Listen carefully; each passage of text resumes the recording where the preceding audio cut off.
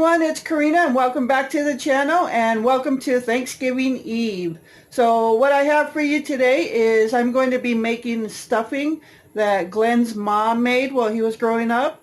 So this is what he's eaten every Thanksgiving. I don't eat stuffing, but I do make it for him. So I'm going to show you the ingredients I'm using and what I'm going to do. And it's going to be super easy. Probably the easiest stuffing. I don't know. I've never made any other stuffing, so I really don't know. So, okay. So stay tuned and we'll get to that video. Alright folks, so here you have it. All the ingredients you're going to need for the stuffing that I'm going to make for Glen. And like I said, it's going to be super easy. So, first off, you're going to need some type of bread. Obviously, for instance, they use croutons for stovetop. For this one, we're just going to use some hard rolls that we received at the pantry. And this is basically what the hard roll looks like. It's just a roll. And all I did was I took 2 of them and I tore it up in pieces and put it in an 8x8 casserole dish. Use as many as you want per the however big of casserole dish you're going to be using, you know, depending on how many people you feed. So the only one that's going to eat this is Glen, and he's going to eat it tonight for supper. That's tradition. Every Thanksgiving Eve, he has its stuffing, and then he still has some for Thanksgiving and even 2 or 3 days after that. So, okay, so you're going to need that. You're going to need some milk and some raisins, ground beef, and an onion. So I guess you can also call this a food pantry stuffing meal, because everything you see here came from the food pantry. So that is part of our Thanksgiving meal. All right. So what I'm going to do is I've already tore up my rolls, and while I'm cooking the ground beef and onion, when that's done, I'm going to put some milk in the rolls and squish it up and just kind of get the milk all integrated into the rolls. And I'm going to chop up my onion, and I might saute them first because they'll be a little bit bigger pieces. I'll show you when I got them cut up, but Glen doesn't like them hard in his stuffing, so I want to saute them first before, and then I'll throw them into the ground beef while it's cooking. So once the ground beef and onion mix are done and we got the milk inside the rolls, we're going to mix some raisins in there and then put the ground beef mixture in there and then mix it all together. And you don't even have to put it in the oven unless you warm it up like later on or the next day or whatnot. But yeah, it's just going to be like that, and that's all there is to it. So, all right, I'm going to get the onion chopped up and get that started sauteing, and then stay tuned and I'll show you guys along the way. Okay? Okay folks, so I have my onions sauteing here, and they're just about ready to go in the frying pan with the ground beef. So I just got the ground beef going, so I'm just going to throw the onions in with that and let that cook up. Okay, stay tuned. Alright folks, so you can see my ground beef cooking up here. I did throw the onions in there. You can barely see them because I did end up cutting them small.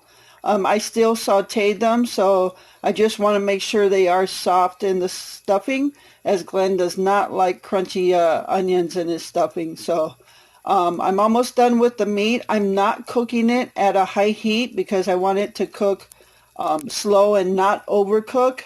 You can see I have one piece there that was still froze, so it's just cooking along. Okay, so this is almost ready, and then we'll go on to the next step, which is basically mixing everything together. All right, stay tuned. All right, folks, so the ground beef is done cooking, so now we're going to mix the milk with dinner rolls here that are tore up. So all I did was put some milk in a styrofoam cup. I'm not sure how big this is, but again, it's going to be personal choice, how soggy you want it or dry you want it. So it's just doing it by eye. So right now I've got it filled up to about right here, and I'm going to put half of that in there.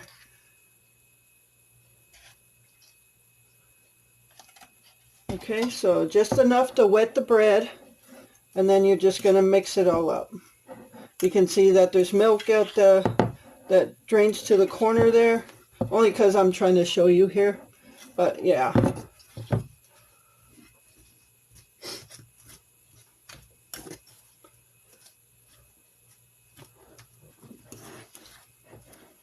And that's all you're doing, is mixing it up with the milk to moisten the bread, is basically what you're doing.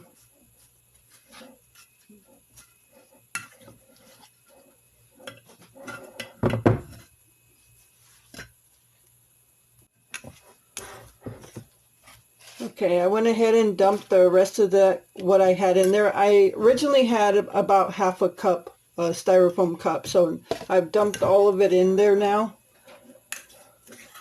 I may need to add more.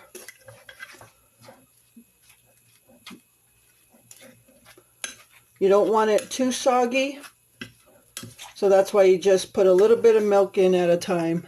I don't know if you can see the texture there.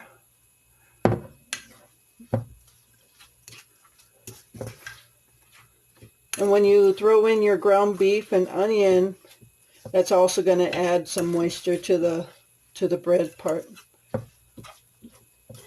Like I said, Glenn grew up with this kind of stuffing. I don't particularly eat any kind of stuffing, but we do make this for him every Thanksgiving Eve. So that's kind of been our tradition, that he makes his, he gets his stuffing the night before Thanksgiving and still has some days beyond. So I hope all of you have a wonderful Thanksgiving. One of the things I'm thankful for is all of you.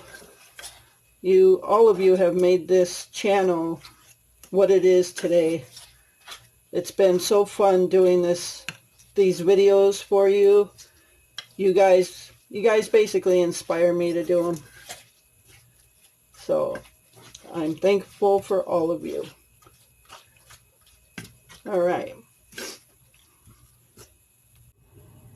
All right, folks, so I'm done mixing up the milk into the bread pieces here, and I just want to bring the camera in closer so you can get a better view of how the texture is. You can see that the bread is wet, but it's not like so wet that there's like milk everywhere on the bottom. So just enough, and if you find that you pour too much milk, just add another roll. Just break up another roll.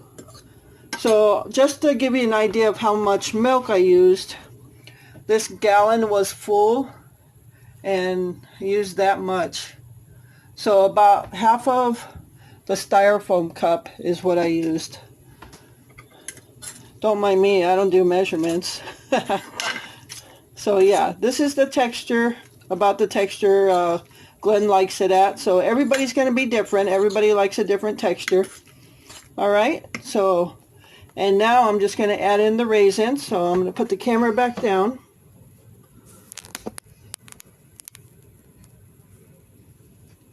So I'm just going to add in the raisins. And then now I'm going to add in the ground beef and onion.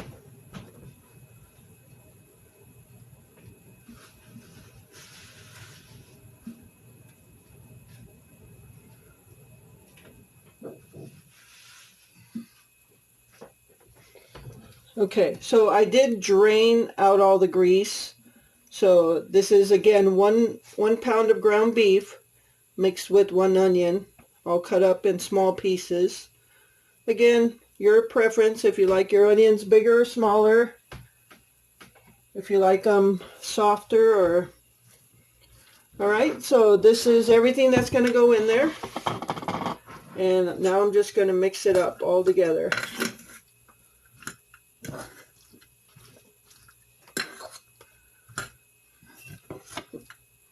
So what are some of your traditions for Thanksgiving? Drop a comment and let me know what your traditions are. So for Glenn and I, it's only us. Again, my family's in California, and as I said before, we're not on speaking terms with his side of the family. But even if we were, we always did Thanksgiving by ourselves, except one year. And It's kind of nice because you get to just lounge around. You don't have to get all dressed up and be uncomfortable. And so yeah, we do have a full Thanksgiving dinner though. We cooked the turkey and all the fixings for it. As you can see, we're making our stuffing. But yeah, what we do is just kind of lounge around. And every year we have a tradition that we watch the movie Grumpy Old Men with Walter Matthau and Jack Lemmon. Some of you might be too young to know who those guys are, but that movie we watch every Thanksgiving Day because it has ice fishing in it. And before Glen became wheelchair bound, we used to go ice fishing. So that was kind of the start to our ice fishing season. So we just kind of stuck with, that's kind of our tradition now, is to watch Grumpy Old Men every single Thanksgiving.